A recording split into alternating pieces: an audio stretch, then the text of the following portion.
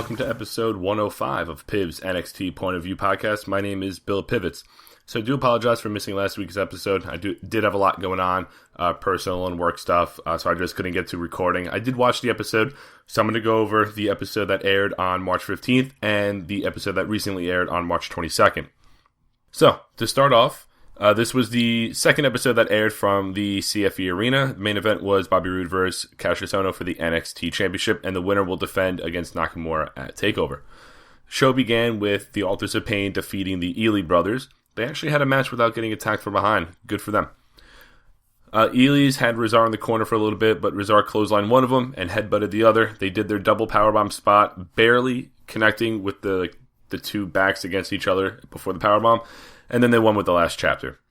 As expected, wasn't really thinking that they were going to lose or sell a lot at all. Scary part, though, is that the crowd was just as quiet as the week before. Luckily, this week's episode ramped it up a notch, but these past 2 weeks of NXT were just very quiet in this arena. After the match, Ellering called out the Revival, saying that they are the next name in the Book of Destruction. He called the Authors of Pain a dynasty, and that's when DIY interrupted. Ciampa mocked Ellering and his vocabulary. They said that they could defeat AOP and would be the champs if it weren't for the Revival.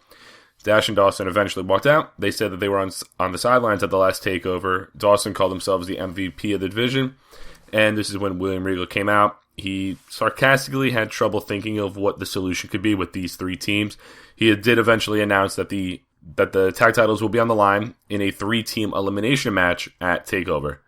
The elimination part should definitely be interesting to see which team loses first. Maybe it's the Revival, and then they have the DIY getting their hopes up as far as possibly winning the titles back. I don't think the Authors of Pain will be losing the titles. I'll get to my predictions next week, but I think one of the two challengers is going to be out first. We got a vignette for the team of Heavy Machinery, and after reviewing the title matches for TakeOver, they showed a video package for Asuka. Second match was Nikki Cross against Macy Estrella. Nikki Cross twisted Macy's hair and then tossed her into the mat. She then hit 2 swinging neck breakers. Eric Young was on ringside saying, "You know what to do." She hit, I think, 3 or 4 more neck breakers, and then one with like a 6th one to get the win. Dillinger and Noe Jose attacked Sanity from behind. Nikki Cross jumped on Ty, and Dane took him out. Alexander Wolf hit Jose with a German suplex. Wolf and Dane held Ty as Young connected with the Worldbound Neckbreaker on Jose. He received a super kick and a senton, and then Eric Young screamed, and I don't know, he sounded like a man that's been smoking for about 60 years and just has that, like, smoker's lung. His voice was so raspy. The match, whatever, it kind of just showed Nikki Cross's aggressive side, but the post-match stuff led to the announcement later in the show. We got another Alistair Black vignette. Next was the overanalyzing of Billy Kay's quote-unquote injury from last week, and they were putting over the Eclipse like crazy. Andrea tried to get an update as Andrade, Cien, Almas shoved Ho-Ho Loon into the locker in the back as Oney Lorcan stepped in. Lorcan said he can't handle bullies, and that Almas versus Lorcan will be taking place next week. They also announced that the 6-man between Sanity and Tye Dillinger, Noe Jose, and Roderick Strong will take place next week, meaning this week's episode, which is interesting that they wouldn't save that for TakeOver, considering that the undercard still really doesn't have many matches on it. That would have been a perfect in-between title match 6-man tag to put in there. But after all that, was time for the NXT title match between Bobby Roode and Kassius Ohno. It's been about 4 years since Ohno's last NXT match. They went to commercial during Roode's entrance. You bastards, how dare you interrupt that entrance? Nakamura was shown watching backstage. In a horrible look, Kassius Ohno kept his tank top on and tucked into his tights. Definitely not a good sign. I've mentioned that he's not in the best of shape, but that's not doing him any favors because it kind of just outlined everything.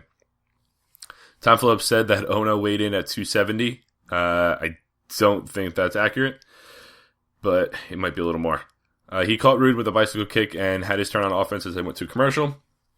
Roode came from behind. He was wearing down Ohno as they went to a second commercial break.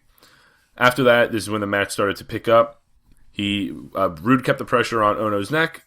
Ohno countered a suplex into a nice release vertical suplex.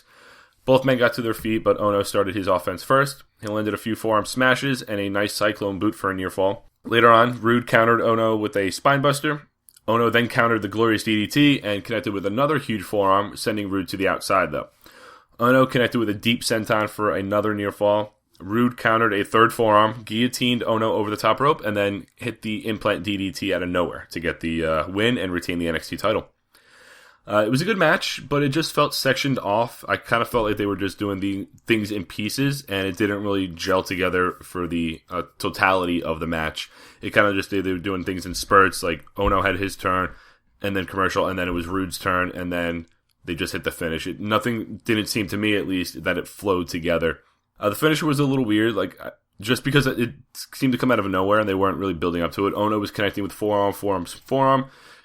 Roode ducked one, guillotined him over the top rope, and then hit the DDT. It doesn't seem like Ohno would have taken that much offense to be out from the DDT. Granted, it could be just selling the DDT and how vicious it is, but we've seen people kick out of DDTs all the time, so that move's kind of been watered down. Overall, I think it was a pretty much below average show. Authors of Pain was a one-sided match, and it was as over as it started. Women's match, again, another one-sided match with Nikki Cross just dominating her opponent. The main event, pretty solid. I'll give it, I don't do grades often, but maybe a 6 out of 10 for a TV title match. We do have the 3 title matches already announced for TakeOver, and they started to announce some of the undercard with this week's episode, as TakeOver is now just about 10 days away. So this week's episode was the main event of Dillinger, Jose, and Strong against Sanity. After they announced the NXT title match, we began with the Lorcan, Andrade, Cien, Almas match. Almas was a little cocky at the beginning, but Lorcan wasn't really having any of it. Almas hit the Eye of the Hurricane and caught Lorcan off the steps with a power slam as they went to the first commercial break. Almas was still in control. Lorcan came back with a huge running blockbuster. He then hit a somersault to the outside and 2 shoulder rams and a half-and-half suplex for another close pin. He was teasing that half-and-half for the beginning part of the match, and then when he connected it, the crowd popped. But Almas looked like a star kicking out of that one. Almas ducked another somersault, hit a springboard, what they call a waterfall kick. Lorcan blocked him in the corner, and then received a huge clothesline from hell. Almas wore down Lorcan in the corner, hit the double knees, and the hammerlock DDT to get the win. Great opening match. Unlike the previous 2 weeks, this one the crowd was actually into. We got a couple "This is awesome" chants. It actually woke the crowd up, surprisingly. And these two actually worked well together. I remember them having a couple good matches on the overseas tour. I think Japan, Australia, wherever they were. They had some really good matches there. As for Almas, this probably is his best win and best match of his career. Let's just hope it goes somewhere because they've been doing start and stop pushes with him a little bit, not really getting to that upper echelon. DIY cut a promo near a production truck talking about their history as a team, as opponents. They talked about being in the Dusty Rhodes Tag Team Classic and not even being signed. They said they mentioned Brooklyn losing the tag title match and their struggles continued before achieving their dreams in Toronto. They just kept going and saying that they're going to have their moment at TakeOver Orlando. We got another Alistair Black vignette. And after that, Asuka versus Priscilla Dominga, I think it was. After the bell rang, Asuka grabbed the mic. She was calling out Ember Moon, saying that this is your hate, is what it sounded like. But I think she meant head, as she just landed a spin kick onto Priscilla. Priscilla slapped her around, but Asuka no-sold it and smiled. She ran to the ropes, but Asuka immediately caught her with a hip attack, and then continued with a deadlift German suplex. She then went for the pin, but Asuka picked her up and then kept going with knees and kicks. Asuka then locked in the Asuka lock, and Priscilla quickly tapped out. She had it locked in for a little bit. After the match, though, Asuka picked up the mic again, was yelling in Japanese. She finished the promo by saying, "No eclipse." Damn. That was possibly the most one-sided match I've ever seen, women's division or not. Asuka was just destroying Priscilla. Kicks, knees, German suplexes. That spin kick at the beginning just told the story of what the match was going to be. It may have looked heelish, especially the part when she picked her up at the count of 2, but I look at more of it as a dominating champion and just being a badass in the women's division. Revival cut a promo of their own. They talked about why they call themselves the Revival. They've taken the best of all the previous teams and brought it into today's tag team division. Dawson said that their fate is to become the greatest tag team of all time. It was announced that Gargano, Akam, and Wilder will be in a triple threat match next week. We then got a nice video package building up the Bobby Roode Nakamura match for TakeOver, and more focused on Bobby Roode and his glorious lifestyle. They transitioned into the title match at TakeOver San Antonio, and there was a narrator mentioning about fate, how it affected each superstar. Very well done. This did more for the main event than any interview segment, any promo could do. in the next couple weeks. This definitely sold the main event. Backstage, the babyface trio of Strong, Noe, Jose, and Dillinger talked about why they will defeat Sanity. It's pretty much cookie cutter stuff, nothing extraordinary there. We got a second Heavy Machinery vignette. Cachetona was interviewed backstage after losing his match last week.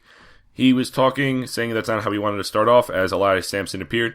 He said that Elias needs an ass kicking, and Samson said that he doesn't belong here, meaning Ohno. He then challenged him to a match, saying he put everything on the line this week. He's going to put his career on the line, and it'll be a loser leaves NXT match. After that, it was announced that Alistair Black will make his NXT debut at TakeOver against Andrade, Cien, Almas. So much for that win. It looks like he's going to be a jobber to the incoming star like he usually is at these TakeOver specials. See what I mean about start and stop pushes? So after all that, it was time for the main event. Noe, Jose, Tye Dillinger, and Roderick Strong against Sanity. There was a little brawl before the bell rang on the outside. Roderick Strong and Killian Dane started the match. Faces had the upper hand on Alexander Wolf. Strong took out all three members of Sanity. He hit a corkscrew plancha onto Wolf and Young on the outside as they went to the first commercial break. Wolf broke free, tagged in Eric Young. He quickly tagged out, and Wolf came back in to avoid Dillinger. Nikki Cross held Jose's foot as Wolf connected with a huge big boot off the apron. Dane and the rest of Sanity took control over Jose. He was able to get the hot tag to Roderick Strong, and he went after Eric Young. He landed his half Nelson backbreaker, a huge knee into the ropes, and a twisting flapjack. After this, things broke down, and all six men, I think, were in the ring at this point. The referee threw the match out, and the crowd was not happy. The brawl kept going. 4 of the 6 men were on the outside. Dillinger had Eric Young to himself, as Nikki Cross jumped onto his back. Out of nowhere, this woman evened the odds and attacked Nikki Cross. Some of the crowd were chanting Ruby, but we didn't actually officially get her name. The babyfaces wore down Killian Dane as he was sent out of the ring, and Sanity left up the ramp. The match was good for the beginning, but the ending felt a little flat. The crowd didn't care for it. And this feud is just going on for far too long. I think it's been since San Antonio, if not before, between Eric Young and Dillinger. And I just don't see the good for anyone coming out of this. If Sanity loses, they're looking like a joke because they can't defeat these three, especially with Alexander Wolf and Killian Dane on their side. If the babyfaces win, yeah, you beat Sanity. They haven't been built up enough for these guys to move up on the card. Dillinger has been in the same spot for a while. Jose, he had a title match, or at least a 4-way number one contenders match a few months ago. Roderick Strong feels like an afterthought. He probably should have just stayed in Ring of Honor at this point because he's at the bottom of the barrel. He's not much higher than Elias Samson. So it's kind of just the mid-card just feuding with each other, and they're going to be stagnant after this and with nowhere to go. So I'm assuming there's going to be an 8-person tag at TakeOver. Nothing's been announced, but with the introduction of this new woman, I could see them having an 8-person tag match there. Overall, it was a decent show. I liked the main event. It was, for what it wasn't that bad. I liked a lot the Lorcan Almas match, and the women's match was more of a sacrifice than an actual match. Undercard's starting to take shape for TakeOver. We got another week of NXT for the go-home show, and then TakeOver Orlando is Saturday, April 1st. Right now, Roode Nakamura, NXT title. The 3-team NXT tag title match, Asuka, Ember Moon for the NXT Women's Championship. Recently announced Alistair Black against Andrade, Cien, Almas. There might be the 8-person tag. Nothing's been announced, and maybe one more match to round it all out. I think the title matches are going to be the best matches of the night. I'm interested to see how Alistair Black shows in NXT against Almas. Almas usually has good matches against most of his opponents, so this one shouldn't be any different. Alright guys, thanks for tuning in. I'll be back next week with the go-home show of NXT TakeOver. Follow me on Twitter at bpiv_sports. Like, comment, subscribe to the show on YouTube. Check back for episode 106. Peace.